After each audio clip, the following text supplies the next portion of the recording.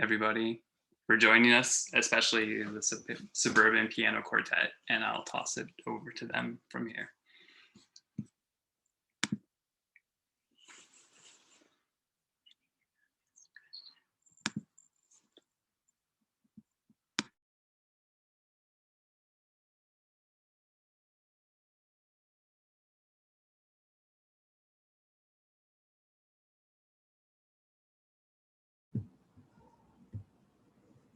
How is everyone doing?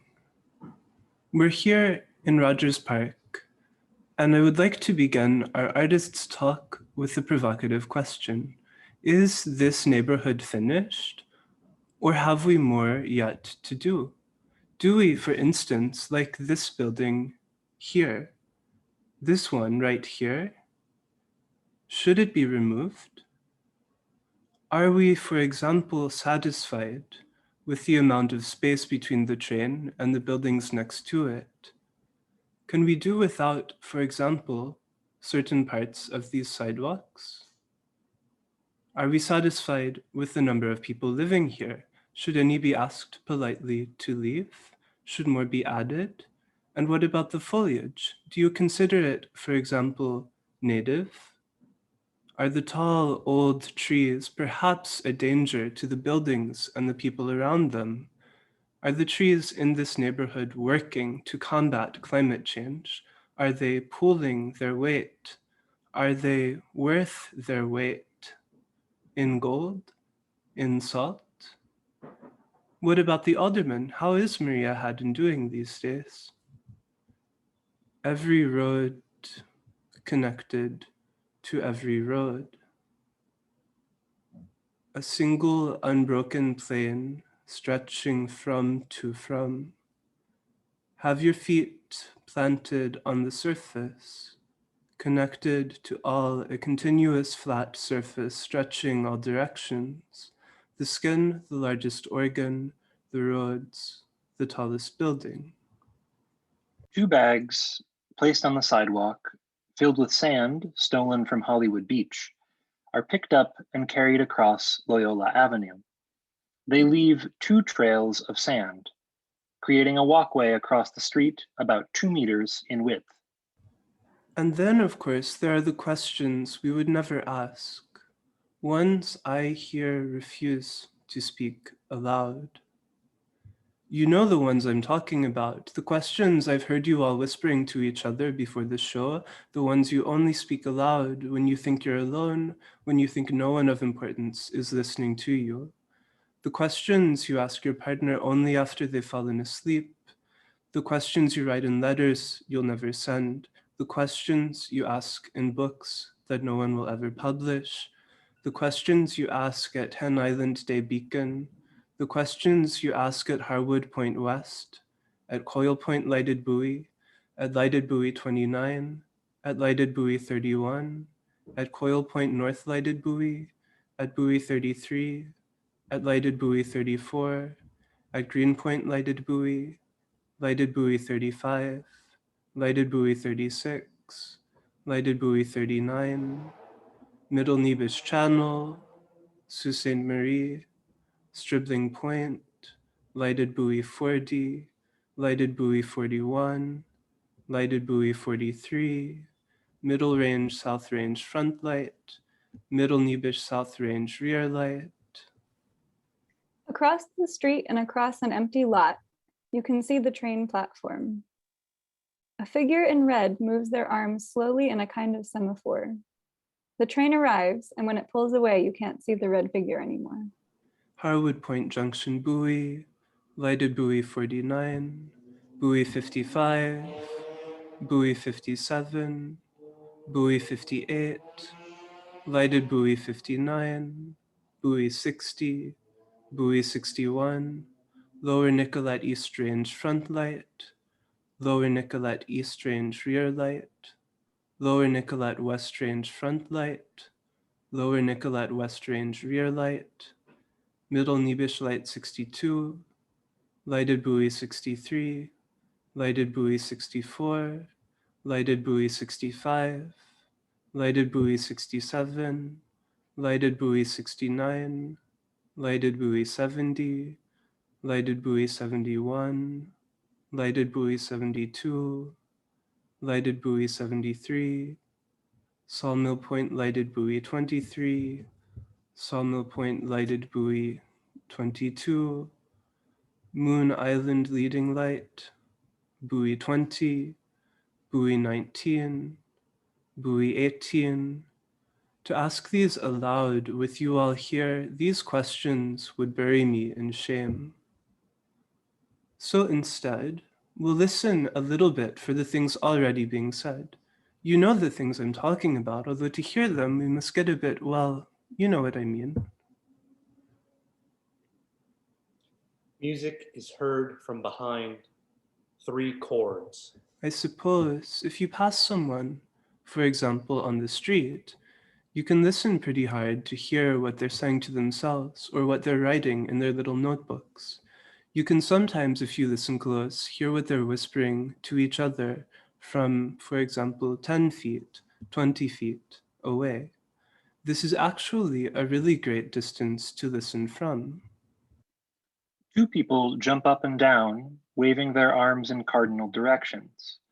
Northwest, northeast, east-west, west-south. The way their whispers can carry themselves on the backs of the wind can be amplified by the walls of the buildings over there. You can hear these things all the time, and I know you've been listening for them. They say They say it's all it's all made made of of sand. sand. A roundabout. The They first say light the first light sounding. Given away up, given The away up, up, away up, around, away the way around, around, the the chosen chosen places, places, the way the to way goodness. to goodness.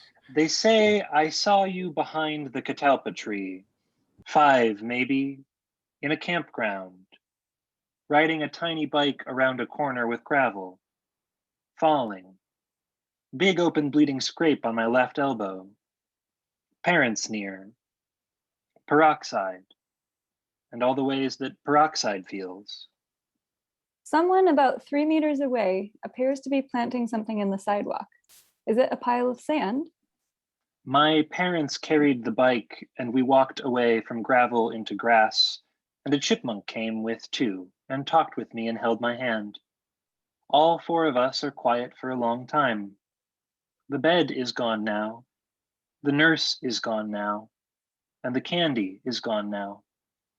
The house and a field.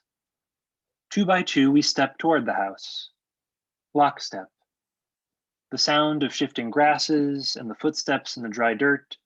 Insects, all business, all the time. Stop. We open the door. We step inside. They say I saw you behind the catalpa tree. You were covered in moths. You were like a mother to them, cooing gently, letting their soft wings caress every part of your body, letting them tell you all of the earth's great secrets, of all their secret knowledge of the birds of the street and the fishes of the lake. You nourished them, and they fed you with their tears. Someone has transcribed the previous 3 sentences on a piece of paper. Someone volunteers their mother's address. The letter is mailed. Knowing too much can be too much indeed. And then I saw you breathe your final breath, and you were carried away on their feathery backs. And all that remained was ash, a great field of ash strewn with plastic bottles and animal bones. If there were water, and not only rock. Where there had just the day before been statues, there's now nothing. 2 people, who would have been covered by the statues, throw their arms and legs out to the side in a jerky manner. Such is the season of the catalpa. A pitch is whistled in unison while we walk the intersection in a circle. City of Chicago noise ordinance in effect. 11-4-2900, limitations on noise not otherwise addressed. For any noise source not specifically addressed in Part B of this article, except where exempted or excluded by Section 11-4-2920, the following general limitations shall apply. A. Between 8 p.m. and 8 a.m., no person shall generate any noise on the public way that is louder than average conversational level at a distance of 100 feet or more, vertically or horizontally, from the source. The street is crossed. MC MC 11-4-2800. Music Music and and amplified amplified sound. sound. A. No No person on the public public way shall employ any device or instrument that creates or amplifies sound, including but not limited to any loudspeaker, bullhorn, amplifier, public address system, musical instrument, radio, or device that plays recorded music to generate any sound for the purpose of communication or entertainment that is louder than average conversational level at a distance of 100 feet or more, measured vertically or horizontally from the source. Down the block, a figure in red waves a flag. I remind us of the great zoning board meeting of 1968 in which the neighborhood beings lobbied for the inclusion of Rogers Park into their own realm. The birds of the street having argued for the whole neighborhood to be zoned as part of the sky. Clay tears a small piece of paper. Nadine, farther behind, tears a large piece of paper. Placed among the heavens, in the land of the sun and the moon and airplanes perpetually reaching over the lake to O'Hare. 2 signs, distance and sapling. The signs are flipped to reveal 2 more, relief and relief. The citizens of the town ask for the houses and the streets to be zoned as part of their lowly earth, consumed back into the fetid depths from which they came, to be picked apart by mushrooms and vines, to be crumbled away into nothingness and dust. A plastic bin filled with water and rose petals is flipped over. But it was the fishes of the lake who won their case, thanks in part to a very large bribe paid to the head councilwoman. An egg is given. And so the neighborhood was zoned as part of the lake, and the citizens of the earth and the birds of the street were condemned to forever chip away bits of buildings and signposts and toss them lackadaisically into the bottom of the lake. In a brick-lined doorway labeled Early Childhood, a jar of sand is filtered through a colander in a ritualistic manner. The stream of sand wavers slightly, widening as it reaches the ground. And before they knew it, the whole land was gone, given way only to a vast and cold, watery expanse.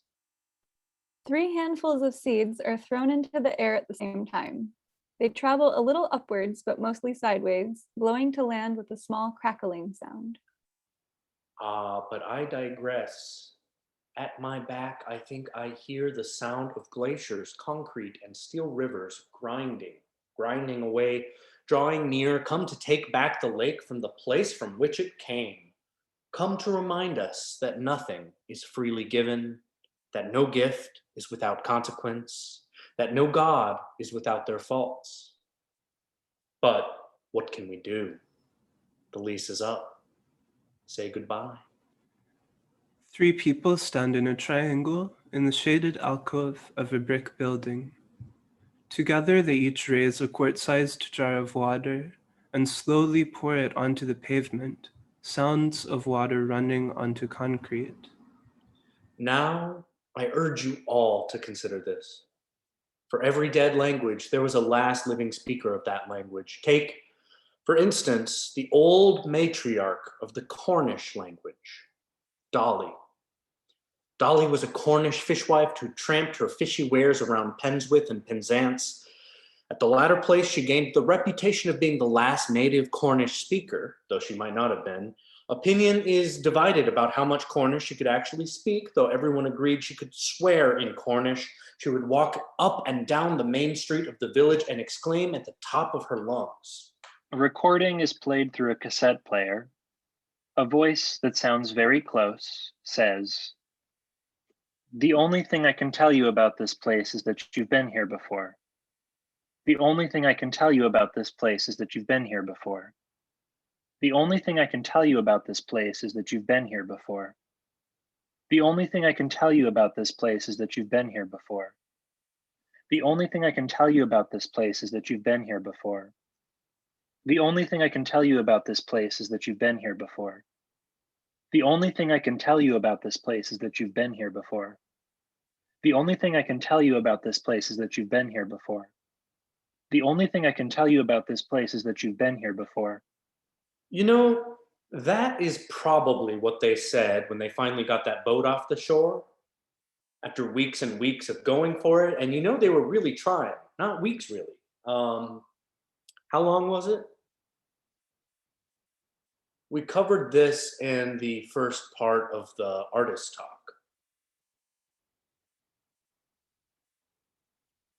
For 10 weeks. 10 weeks. So 2.5 months, and this was all in the middle of winter. So, you know, it wasn't a very easy time for anyone. Just imagine, I know that I've never, you know, so many weeks, day after day, just pushing and pushing and pushing, all of them. At first many, but then few, and then only one, just pushing and pushing and pushing, and nothing they did. Nothing. It was like pushing against a wall.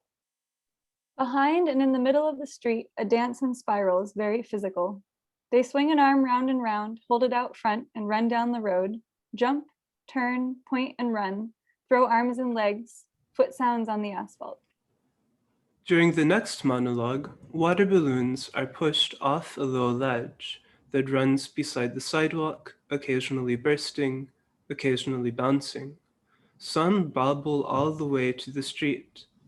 One soaks Clay's shoe.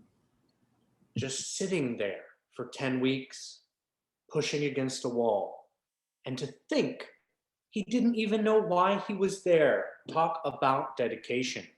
Talk about faith. Faith in a higher power, moved by the Spirit.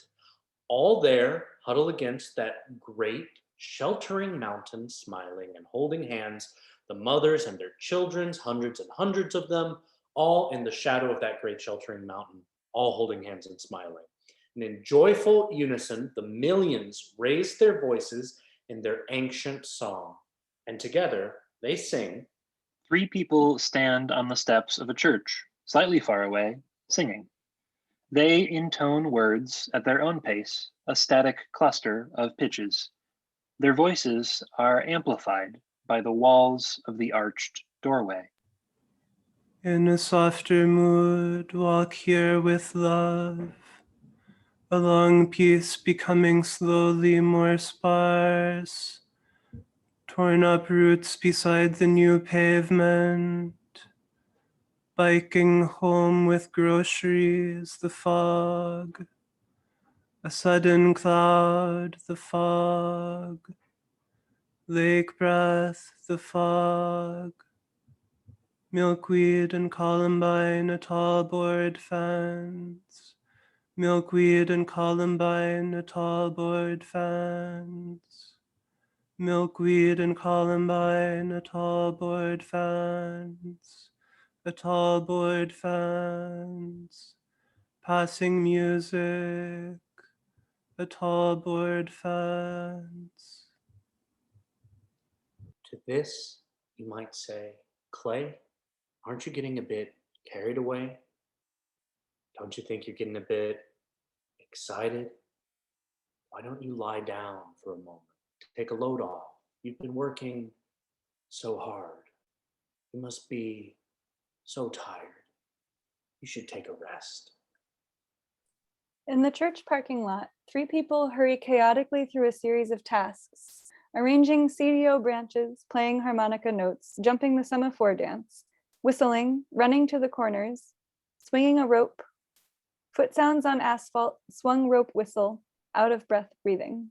You should feel very good while running. You should feel everything all at once. You should turn your body over and look at it from the other side. You should count to 1,000,000 as slowly as you can. You should lift your fingers off the ground using only your fingers. You should find the fingerprints of everyone you've ever loved and tattoo them all over your own fingerprints. You should compose a list of every thought you've ever had and compare it to the list of thoughts you thought you had. You should swing a swing around the water line. You should fill every cup in your home with your body. You should wait until the tea kettle boils. You should soak moss into your skin and begin to grow it from your bones. You should hold the feet of an ant a mile away. You should find a moldy thundercloud. You should ride on a star. You should find the oldest ant and talk about lightning. You should swim to Lake Superior in 5 minutes. You should look at the water in 5 seconds. You should drip with rainwater right now. You should talk to everyone on the train car, find out when they last felt joy or love or rain, tie 3 strings on each of their fingers, walk out and float across the platform, float out and drift, a dandelion seed drop and sprout where you fall, pull water up your deep tap root, bloom and blow away. You should understand nothing. You should understand everything. You should stand still. You should pour down between the grains of sand, freeze and rise. You should rinse the mouths of everyone on the platform. You should thank them in each one of their small teeth. I remember what I was going to say. It's a quote from Saint Ignatius. He's describing the process of making a pilgrimage to a sacred place. A place not unlike the church on your left, my right, but absolutely not this church, because this church wasn't even conceived of at the time of writing. It was a long time ago, and it was in the Basque Country, which now that I think about it might be a lot like Rogers Park. It's very far north. Some of the vowels are the same. There's water nearby. There's a form in the air near us, and this form gives us much consolation because it's exceedingly beautiful. It somehow seems to have the shape of a serpent and has many things that look like eyes, but are not eyes. We feel delight and consolation from looking at this. But when the snake vanishes, we say, we need to have a prelude. The first prelude is a certain way of constructing the place or scene, for which it must be noted that in every meditation or contemplation about a bodily thing, we must form, according to a certain imaginary vision, a bodily place representing what we contemplate, as the temple, or a mountain, or X or Y, in which we may find X or Y and the other things which concern the subject of our contemplation. But if the subject of meditation be an incorporeal thing, as is the consideration of sins now offered, the construction of the place may be such as if by imagination we see our soul in this corruptible body as confined in a prison, and man himself in this vale of misery and exile among brute animals. Enter a narrow passageway between 2 brick buildings. Slow melodica and harmonica chords are wrench-hitting pipes on the side of a wall. Sounds resonate in the small space. In a space this size, you can see all the way to the ocean. In a space this size, you can feel salt air. In a space this size, you can hear water on the rocks. In a space this size, you can imagine how the waves break at your knees. In a space this size, you can hear gulls wheeling over. In a space this size, you can taste seaweed on your fingertips. In a space this size, you can crawl back through from the beach, pull yourself up out of this crevice and shake the sand from your ears, pull the bits of shell from between your toes, put them in your pocket. There's a seagull on your shoulder. She can stay. Listen when she has a thing to say. You have a barnacle on your leg, carefully holding. If you think you've become a fish, that's okay. You can swim here if we all think about water hard enough. And right about here, slowing. Right about here, slowing. Right about here, slowing. Right about. Slow slip. Sloughing off. Right about here. Slows. About here. Pull up. About here. The last time.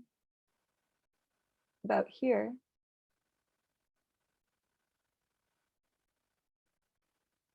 Remember. Here is right below a line. When was the last time? First line right about here. Remember the last time? bland. Right about here, beside the sidewalk, about.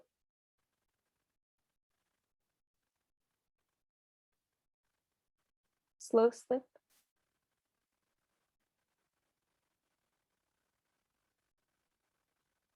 Slough off.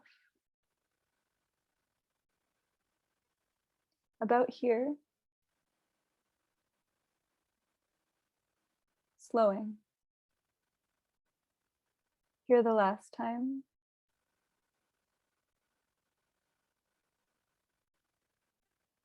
Slowing.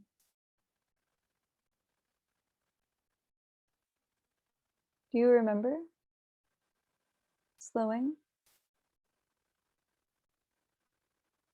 Do you remember?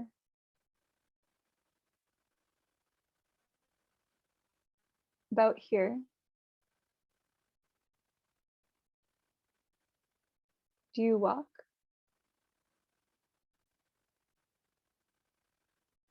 About slowing.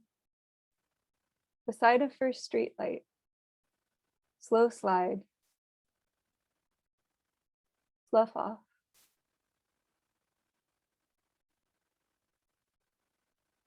Do you remember? Slowing. The first walk.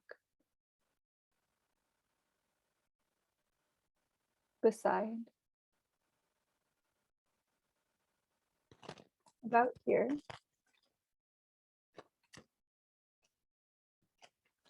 Lift end.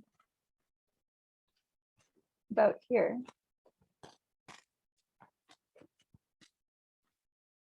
A first light.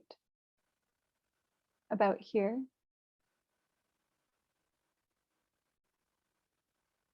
Slow. Remember first. A light.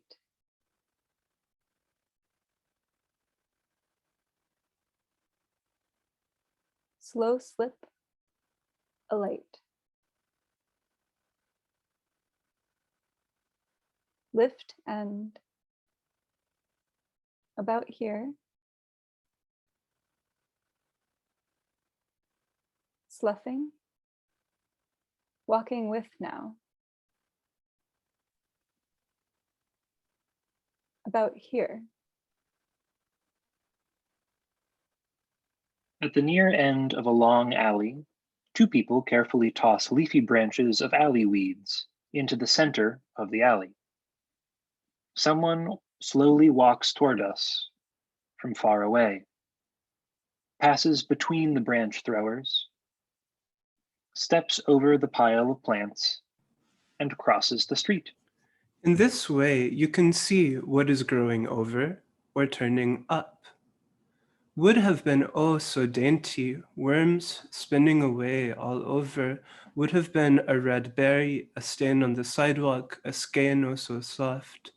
Red, white, fine lines interlaced, lately light-headed, yucca blooming in the night, neap-tide, lend an ear and lean through, here a black maple reaching and waving outwards. Beside a maple tree, two people drink water from quart-sized jars. Hear them all, a dance in a spiral grain, bobbins twisting and turning through old hands, coral blooming in the night, springtide, gnarled, there a line holding in the living room. From behind a parked car, a thick chord is played several times on a melodica. Hear them all, limpid or limpets, who is to say? And oh, remember the ice? Back in the 60s, or even the 70s, before they put the lake in. When all this was at the bottom of the snow and the ice under the glacier, ah, the glacier, that tall and long river, holding us all so tight and close. I don't know about you, but I'm just a bit nostalgic for it. Sometimes you put on your rose-tinted sunglasses, and sometimes you take them off. The room might become cold, a filter and its negative space, gnarled. There would have been so many small mouths, oh, so dainty. But that was the way things were back then, the people and their old-time ways. As you look down the sidewalk, 3 people stand beside trees. They are evenly spaced, each farther away than the last. Together, they raise their right arms and drop a handful of sand onto the grass. The sand falls silently. With the most peculiar hats. And the ice went on for miles and miles, all the way to the Wisconsin border, all clean and serene, dainty even, oh, so still and frozen and lifeless. In a softer mood, walk here with love. In a softer mood, walk here with love. In a softer mood, walk here with love. Every time wondering, will the car stop?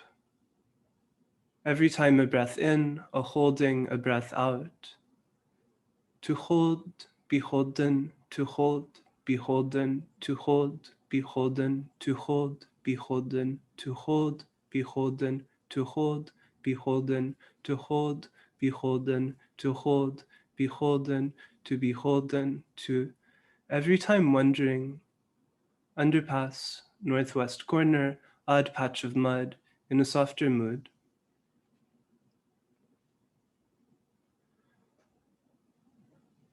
I gave my love a cherry that had no stone.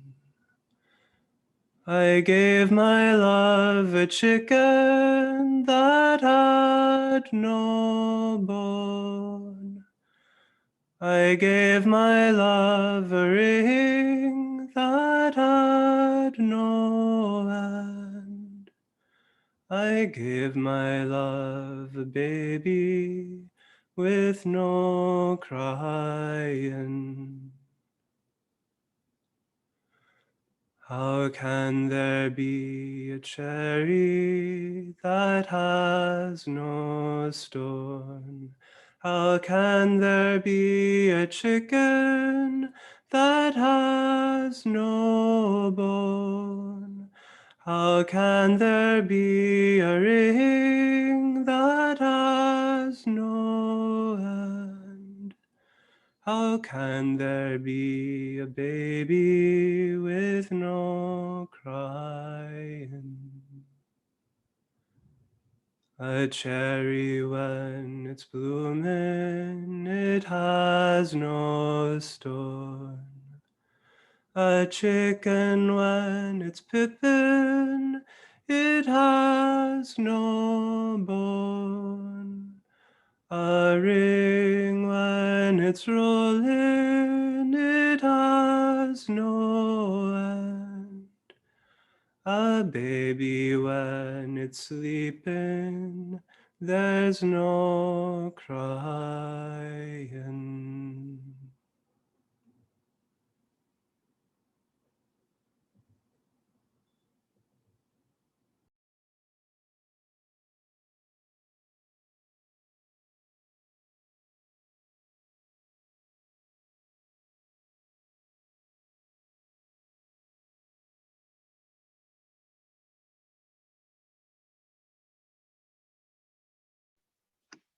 Thank you all so much. Ooh.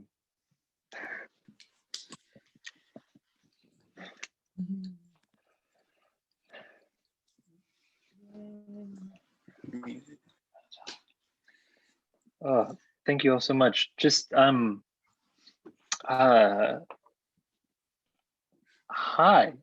I am it occurs to me that we should introduce ourselves. I'm Corey. I am a member of the Suburban Piano Quartet, and I am here in Chicago. Perry, who are you and where are you? I am Perry.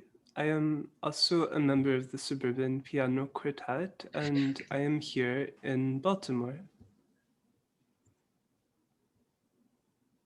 I'm Nadine. Clay, and I'm in Ann Arbor, Michigan. Clay Gonzalez. I'm Nadine. I'm in Watertown, Massachusetts. What you all just witnessed was a reading of the script from About a Block, which was a performance that we did at Roman Season in 2018 in the summer. All of those words happened coming out of our mouths to the ears of audience goers who followed us around the neighborhood. We thought it would be interesting to revisit that text and hear it again. I think there's a lot still in it. But we don't want to take too much of all of your time. We did want to say if there's any questions or if anyone had any comments, we'd love to hear it. We have some questions prepared for each other. If you want to just keep hearing us talk, but also we would love to hear your voices and hear your words as well.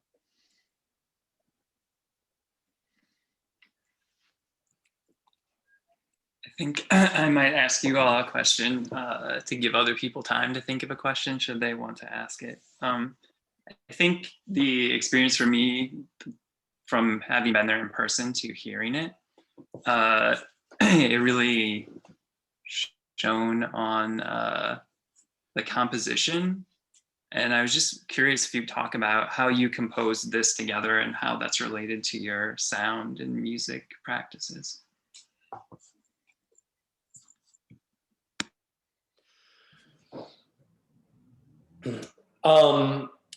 This text is the result of a process that the four of us developed together. We wrote it collaboratively in a way in which we were all contributing.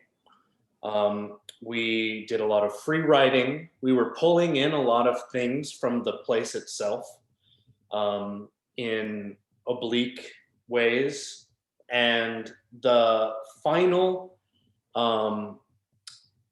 text was a collage of all of those materials we assembled during the process that we kind of mapped onto the form of the tour itself.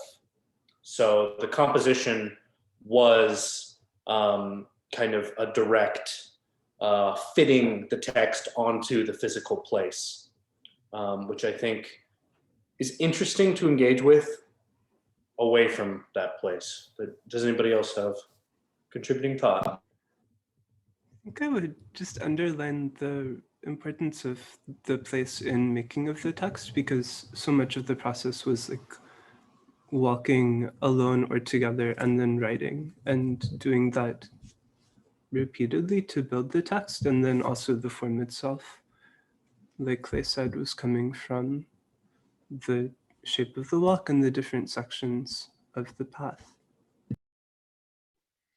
To speak to the question of music, if for those of you that don't know, we all met in music school at the University of Michigan, and I think that is the like. I think we gave ourselves permission to write nonsense, to write with sound in mind, and with sort of the knowledge that those sounds would be interacting in the space, and would be floating alongside other passing conversations on Loyola Avenue of total strangers who are walking through, of the like rhythms of cars moving past, the rhythms of the alley which we walked through. So there's very much, I really do like, I love hearing the words again, because they, to take it out of context really puts the musicality on display in a way that it maybe wasn't before, because there's so much information on the street. Yeah. Nadine, do you have anything to add? I agree with all of that. I mean, I think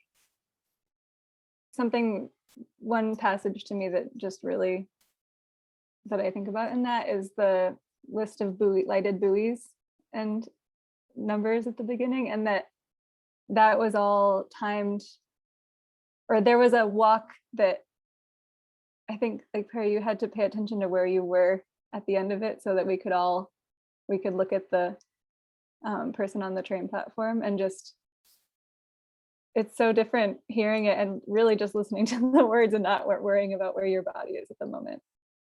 But just the way that the rhythms and lengths of time adapt to the street.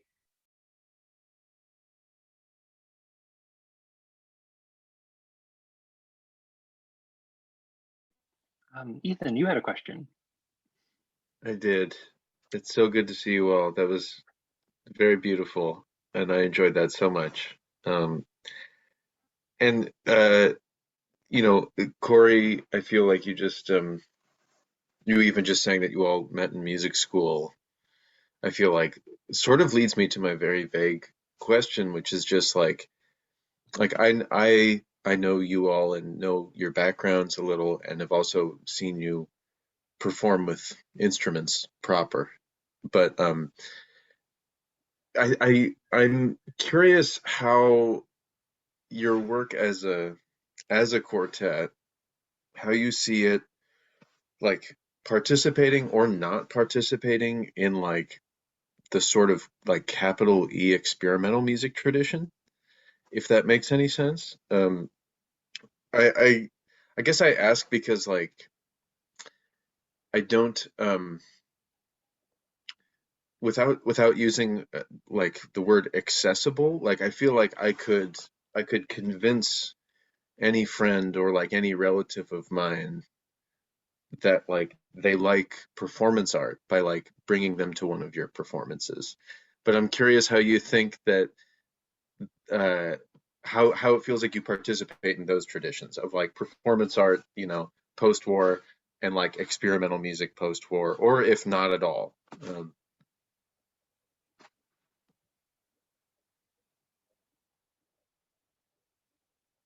If I may offer a few thoughts, I think the four of us intersect with the ethos of Roman Susan,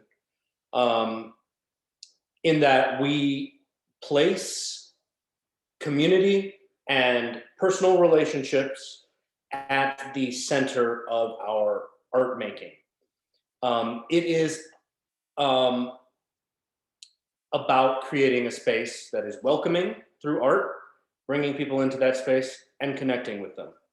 A lot of experimental music, I think personally, comes from the very flawed American notion that there is something to conquer beyond what we already have access to. We, the four of us, are more interested in focusing on what we already have access to, and yeah, making deeper connections with each other and with the people and places around us. So yeah, while we do occasionally use experimental vocabulary, I think, yeah, we're more interested in accessibility and inclusion. But that is just my opinion. So everybody else probably has something to say on that too.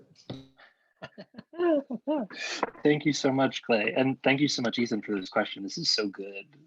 I want to plus one what Clay is sharing. I also want to I think that there is there's a way to read the canon of capital E, capital M experimental music that invites listening and play. That, and I think that's where we sit. That's like what it's so critical that all of us love and adore the music of John Cage. I think that Cage gives us so much permission and provides so much inspiration and that there's a real softness inside of his work. There's there's a million other people I could mention that is about listening. That is about sort of like being in this zone around you, and that's sort of where I see like touching that canon, and like sort of blooming from inside to outside of it. Performance art, different, maybe like a different story. I think that there are well, I think that there are like such amazing performance artists post-war whose work is so deeply inspiring and really important to laying the groundwork of what we're doing. And I think that like it is not insignificant that most heavy practitioners of performance art are like queer, are people of color. I like that are engaged in sort of a political struggle, as opposed to some sort of like artistic march forward. I think that's like another huge inspiration, another place that we like where we can find ourselves in the canon. Yeah, I don't know. Perry, Nadine, you have any other thoughts? I don't really have anything to add to that. That was great. Yeah, I think I would agree with all of those things, and just that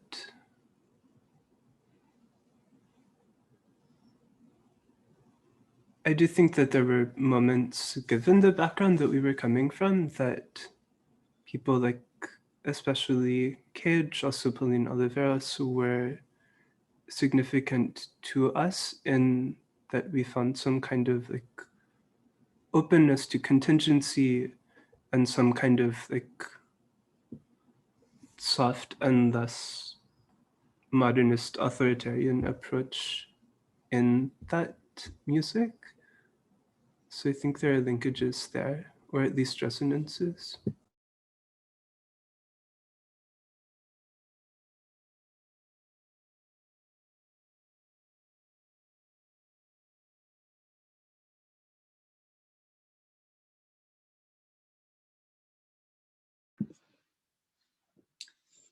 We just want to reiterate our thanks before we turn it over to a lightning round, and just say anyone else who wants to, please, if you have a question, you're welcome to just unmute. Maybe we can give a pause of listening for that unmute, and then at their own pace, they'll take it away to lightning round. Or if you have questions that you want to add to the chat, we can relay them as well. Or yeah. All right, but in the meantime, to finish us off, here's a lightning round of questions. This is what are we up to now? How's it going? The rules of the game are you got to answer as fast as possible, and I'm going to move you on. All right, here we go. Clay, you're the first question. You've been working on a concert series called Regenerate for the past few months. Can you tell us a little bit about it? Yes, they are place-based performances that will... All right, Perry, describe the block that you are on now. There's one sort of tall gray apartment building. There's a Quaker friend's house that has a small garden with fig trees. All right, Nadine, you've been working on an EP for the past few months. Can you tell us a bit about that work? Well, it all started because two things. I had a recording from the farm that I work on of all of my farmer friends yelling the songs that we yell at the geese to get them to fly away and stop eating the crops. All right, Clay, if I remember correctly, the only object we lost during the production of About a Block was a colander. And this was kind of remarkable because we put a lot of props out on Loyola and none of them went away. My question for you is, do you have a colander in your home right now, and how fast can you get it to us? Yes, quickly. Do you want me to do so? Yes.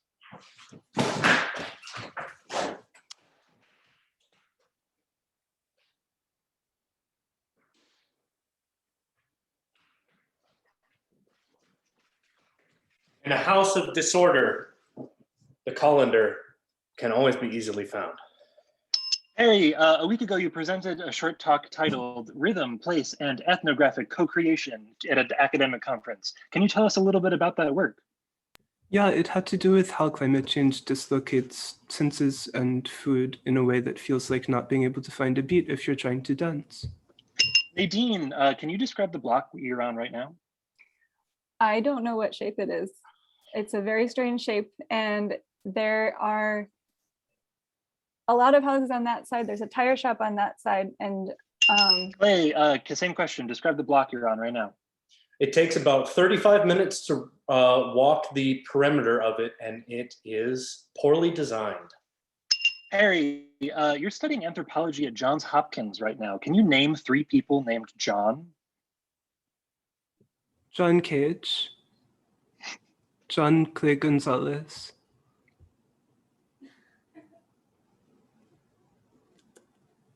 John Locke. Nadine, if you were to make a blanket describing your current room, what kind of fabric would you pick? When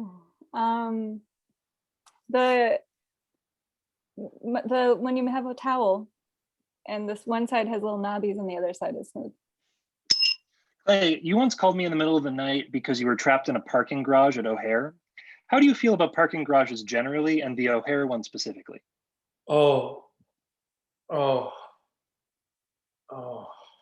Harry, at the end of About a Block, we sang a song called The Riddle Song. I have a riddle for you. I'm tall when I'm young and I'm short when I'm old. What am I? A person? A candle. Nadine, in About a Block, we spent a lot of time outside of a church. When was the last time you went to a service at a church? I think it was 2018. Thank you all for playing. We have a question from Ruby Q in the chat. The question from Ruby is, what happened during the performance when things didn't go as planned? Like, what did you do when the colander went missing? There was a big didn't go as planned. Is it a secret or can we talk about it? Let's talk about it. Talk about it, please. We replaced the colander, I think, quickly, but that wasn't the big one. Yeah. Clay, do you want to take it? Wait, kind of follow up. So was everything scripted or were things improvised according to what was going on? So everything was scripted. There were a few parts that were a little looser than others, but we had a really tight timeline and script as we moved through the neighborhood. Yeah, I'm trying to think. Were there any like improvised parts? I don't think so. Yes, a huge what's it called? The pillar that holds up the electrical poles. Is there a name for that? Well, that's what it was, and it fell down onto the path of our tour, and we had to have a contingency plan, and then we thought we were going to be able to do it, but then there were trucks or something, and Yep. we had to like reroute the whole tour.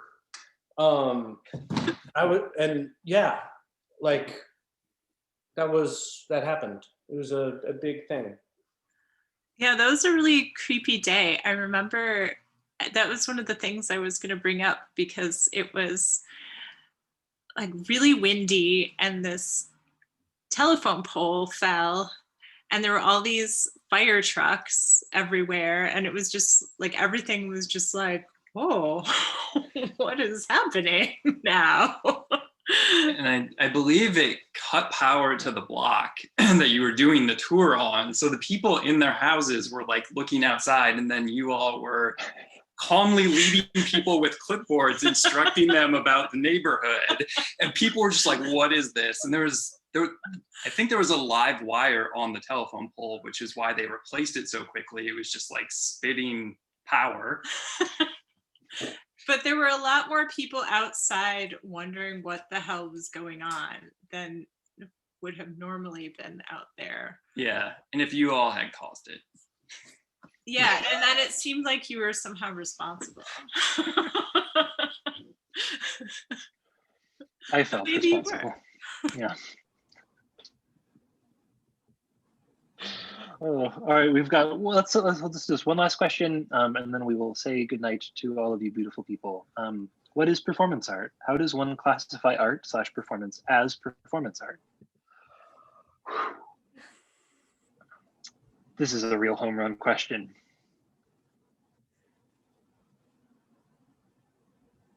Does anybody have any good ideas here?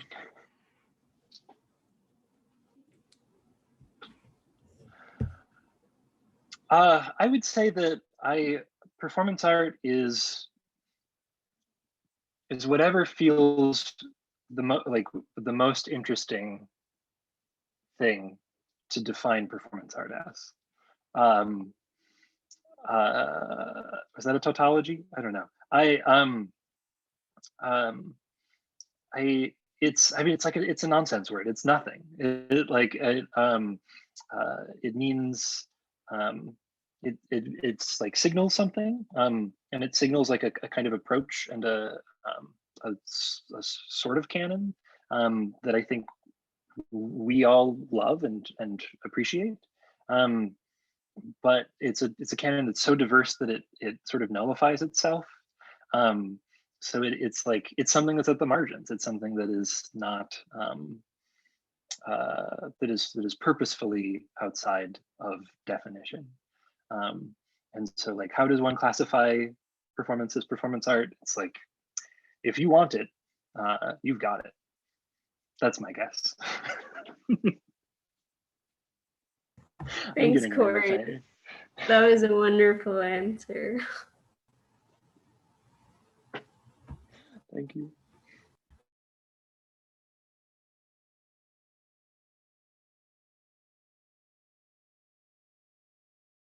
Oh, that makes me want everything to be performance art.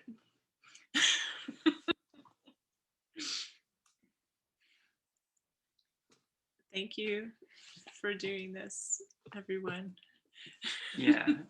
Thank you all for joining us, and especially for, I think this is the first sort of look back we've had that embodied or embedded the sort of script or main heart of the work rather than talking about the work. You did it again in a different formation. So that was really wonderful. Thank you for being willing to do that, sharing it with us again.